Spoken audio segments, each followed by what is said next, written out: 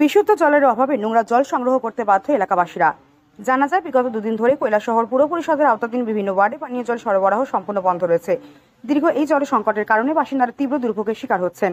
তবে এখনো পর্যন্ত প্রশাসনের পক্ষ থেকে বিকল্প কোনো জল সরবরাহের ব্যবস্থা নেওয়া হয়নি, এমনকি গাড়ি করে জল বিতরণও করা হয়নি।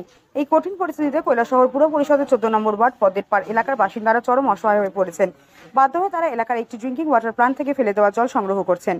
জানা গিয়েছে, প্ল্যান্টে পরিশোধনের পর যে আয়রন ও ময়লা মিশ্রিত জল নিষ্কাশন করা হয়, সেটি এখন ব্যবহার করতে বাধ্য হচ্ছেন স্থানীয়রা। পরিস্থিতির দ্রুত সমাধানের দাবিতে এলাকাবাসী প্রশাসনের হস্তক্ষেপ কামনা করেছেন।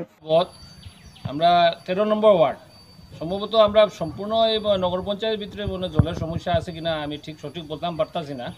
এই জলের সমস্যা হওয়ার কারণে এখন তো আমরা এই পাড়াতে একটা জলের যে কৈলাস সেন্টার থেকে জল নেওয়া লাগে।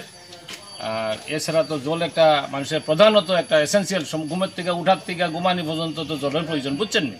এখন জল না হইলে তো কেমনি কিতা করা। এখন পর্যন্ত কোনো পৌরসভাতে আমরা সহযোগিতা পাইছি না, আপাতত এখন পর্যন্ত পাইছি না টিল নাও। এই কারণে আমরা জল নেওয়াও আইছি।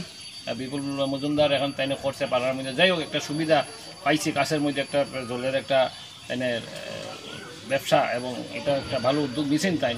এখন আমরা একটা আবেদন থাকবো পৌরসভার কাছে যে আমরা অতি সত্বর কিছু জলের ব্যবস্থা করেন। পাশাপাশি আমাদের শোকাষ্টমী মেলা এবং আমাদের মা বাসন্তী পূজা উপলক্ষে প্রচুর জলের পরিমাণ, পাড়াতেও আমরা 2টা পূজা আপনারা সবাই জানেন। তো এই কারণে একটা আবেদন থাকবো, এবং সবার বিশেষ করে তারা আশাবাদী সংশ্লিষ্ট কর্তৃপক্ষ অবিলম্বে প্রয়োজনীয় পদক্ষেপ গ্রহণ করবে এবং বিশুদ্ধ পানীয় জল সরবরাহ পুনরায় চালু করবে। Bureau report, KCP live.